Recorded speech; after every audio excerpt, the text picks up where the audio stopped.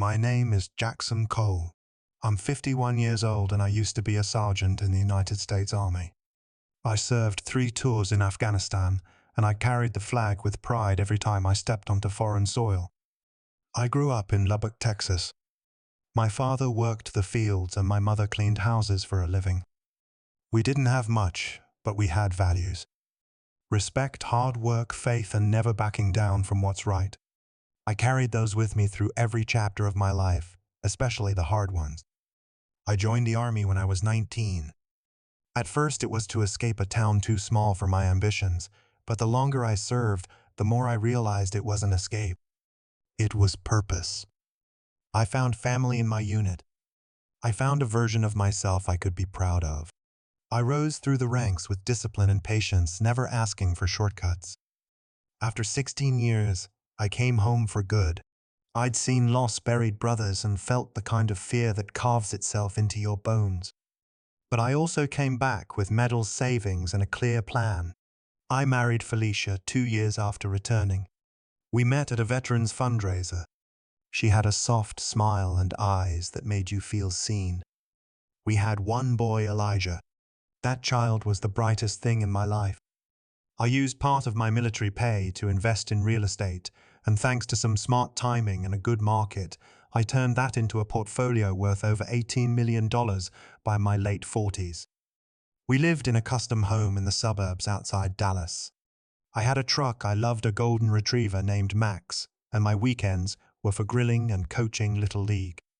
People used to tell me I had the American dream in full color, and truth be told, I believed it. I believed I had found peace. I believed I had built something solid, lasting. I believed I was finally safe. But belief can be a dangerous thing when it rests on shaky ground. Because 1 week after I flew home from burying my mother, I walked into my house and realized my entire life had vanished. The woman I trusted, the family I built, the wealth I earned, it was all gone. And all I had left was a letter and a silence so loud it nearly broke me. The day I got back from my mother's funeral, everything felt heavier than usual. I was tired, the kind of tired that doesn't come from lack of sleep, but from carrying too much grief in your chest. The house was quiet when I pulled into the driveway, but I didn't think much of it. It was Sunday. Maybe Felicia had taken Elijah out for lunch or to the movies. But the moment I opened the front door, I knew something was wrong. The couch was gone. So was the dining table. The walls were bare, no pictures, no frames. Even the rug in the hallway I used to trip over every damn morning was missing. At first I thought maybe we were being robbed, but nothing was broken. The place was spotless, like someone had erased us on purpose. There was a single envelope on the kitchen counter. No name on it, just a folded note inside. It said 3 words. "Thanks for being so trusting." That was it. No explanation. No apology. Just a line that cut deeper than any knife I'd ever faced in war. My knees gave out before my brain could catch up, and I sat there on the cold tile, holding that note like it was some kind of final verdict. I rushed to check the bank account, still hoping it was some twisted mistake. But every account was empty. Every card declined. I called the bank, and that's when they told me the joint accounts had been closed and my name was removed from the house deed weeks ago. My truck re-registered under her name. All the paperwork had been signed while I was arranging my mother's funeral.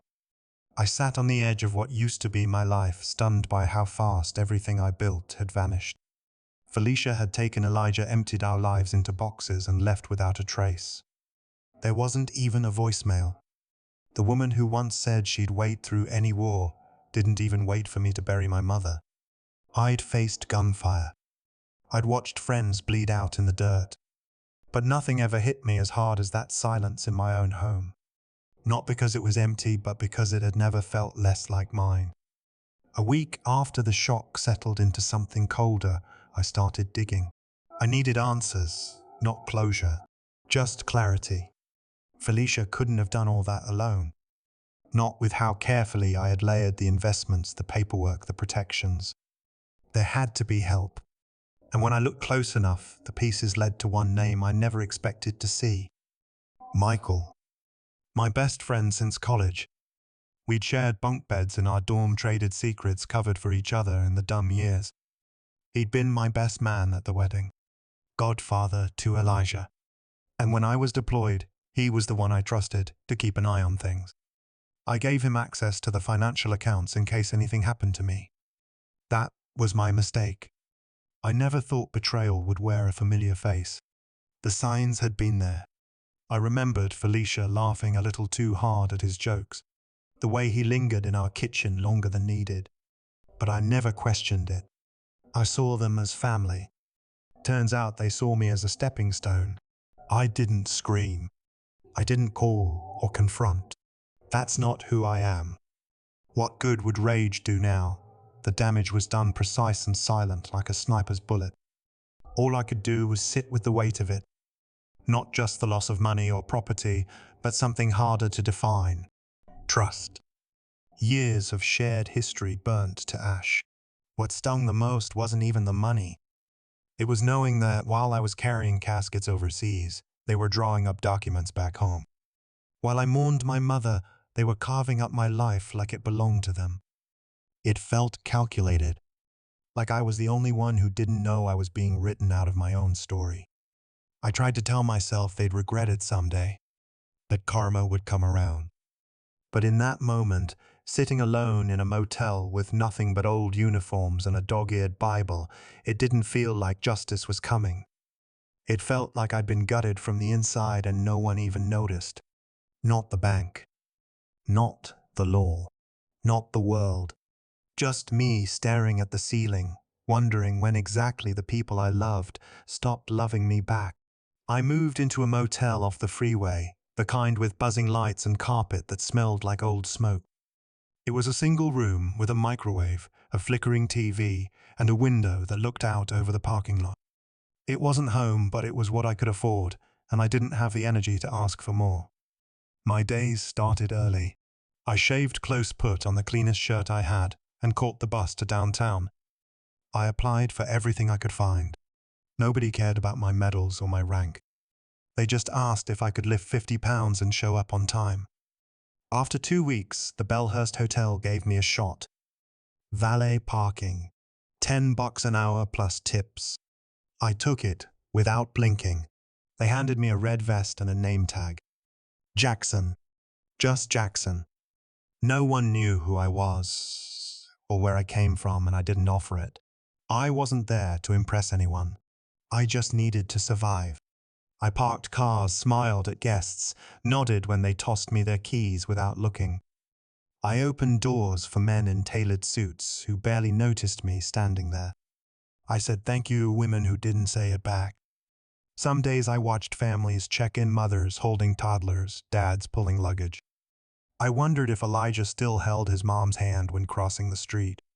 I wondered if he asked where I went. But those thoughts didn't help, so I learned to push them down. Like we did overseas when the mission mattered more than the moment. I ate peanut butter sandwiches for dinner and walked a long way home to save a bus fare. I didn't complain. I'd seen worse.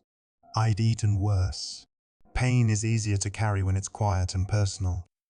What broke me wasn't the job or the room or the strangers. It was knowing that I had once stood in full uniform, saluted by generals, thanked by strangers. And now I stood curbside, anonymous, invisible.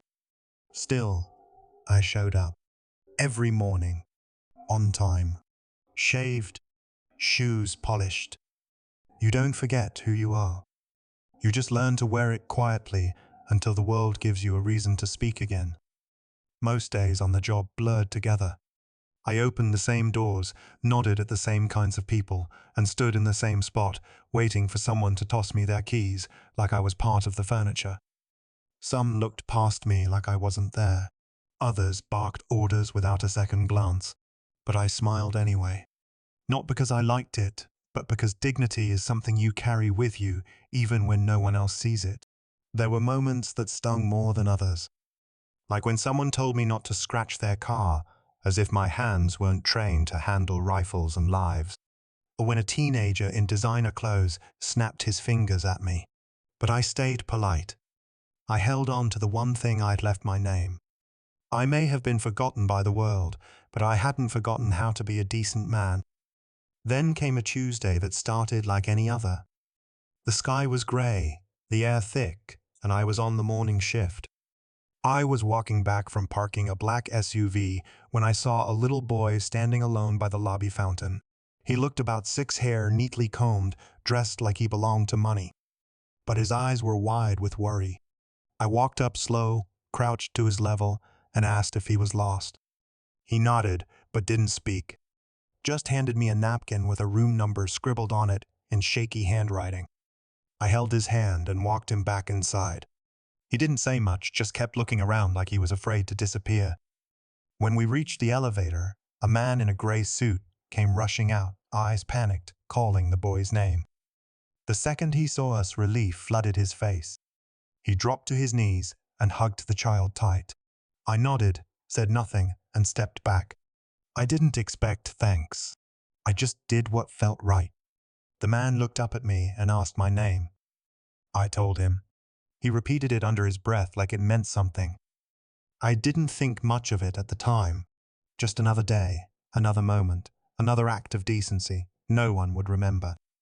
What I didn't know was that this small kindness was about to change everything. I was folding valet tickets behind the desk when the front manager tapped me on the shoulder and told me someone wanted to see me. Not just anyone, he said. A guest in the penthouse suite. Said it was urgent and personal. I thought maybe I scratched a car or messed up a reservation. My heart sank a little, but I followed him upstairs. We walked down the long hallway to the executive office near the top floor. The lights were low, the air too cold, and I felt small in that space. When I stepped inside, a tall man in a dark blue suit stood up from behind the desk. His hair was silver, neatly combed, and his posture was too sharp for his age. Beside him stood a boy I recognized instantly. The same one I'd helped by the fountain. But it wasn't his face that hit me first. It was the man's voice. He looked straight at me and said, "I've been looking for you for 30 years. The room didn't spin, but something inside me did. I stood still, unsure what to say, unsure if this was a mistake. He stepped forward, extended his hand and introduced himself. Theodore Ashford. That name didn't mean anything to me right away, but the way the manager hovered at the door made it clear this man had weight. Real weight. He motioned for me to sit. I hesitated, still trying to catch up with what was happening. He said he'd watched the security footage. He saw me help his grandson. He wanted to meet me, thank me. But that wasn't the whole reason. His voice dropped as he leaned forward. 30 years ago, he said, a soldier pulled his only son from a lake at a military family day near Fort Bragg, saved the boy's life, then disappeared without a name. That soldier was me. My throat tightened. I remembered the lake, the panic, the tiny hands thrashing in the water. I remembered dragging the kid to shore and walking away before anyone asked questions. It wasn't heroism. It was instinct. But somehow that moment followed him for 3 decades. And now just when I had nothing left, it had found its way back to me. I hadn't thought about that day in years. It was a summer afternoon, humid and loud with kids running everywhere and families grilling near the lake. I'd just come off duty and was sitting alone by the dock with a warm bottle of soda in my hand. Then I heard the scream, high-pitched, panicked. Not the kind you ignore. I looked up and saw a small shape thrashing near the deeper end of the water. No lifeguard in sight. No adult close enough to react. Without thinking, I dropped the bottle, kicked off my boots and dove in. The water was colder than I expected. The boy was already sinking. I reached him just in time, wrapped my arm around his chest, and kicked us both back toward the shore. By the time we surfaced, people had gathered, shouting, rushing. I laid him on the grass, coughed out half the lake, and made sure he was breathing before I stepped back. Someone else took over, someone with a uniform and a radio. I didn't wait for praise. I wasn't there to be a hero. I was just doing what needed to be done. I slipped out before anyone asked questions. Now here I was, 3 decades later, sitting across from that same boy now, a man tall and sure-eyed, steady with quiet gratitude. He said he never forgot the man who saved him. Said his father searched records for years, but never found a match.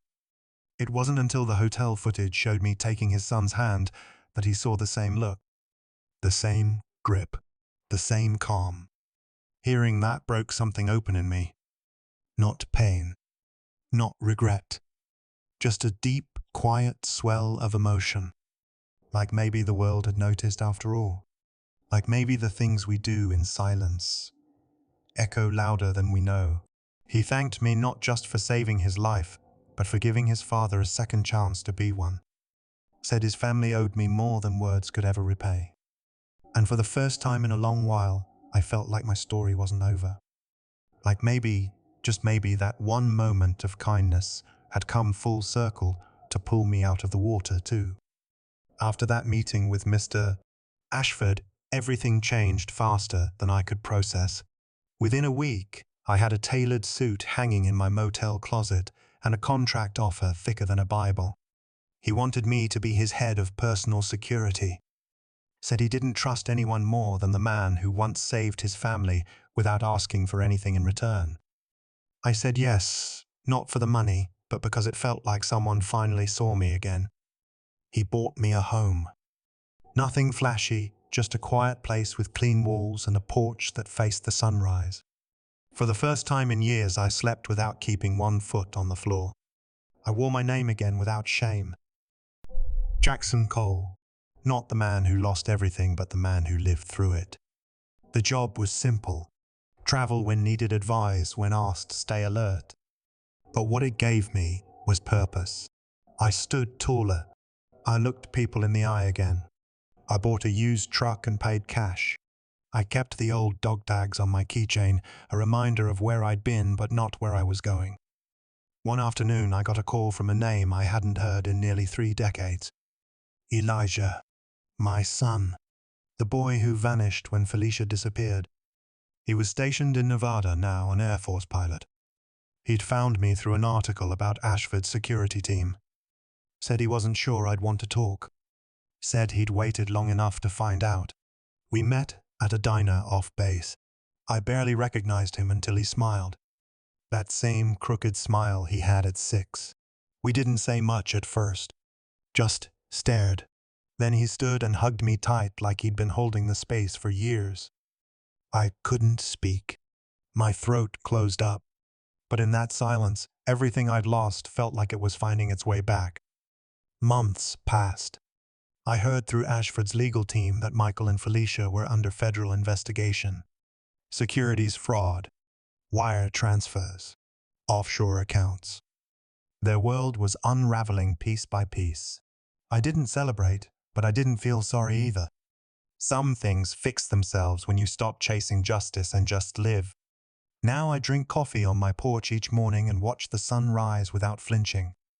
Elijah visits when he can. We talk about flying faith and football. Sometimes we just sit in silence and let the quiet say what words can't.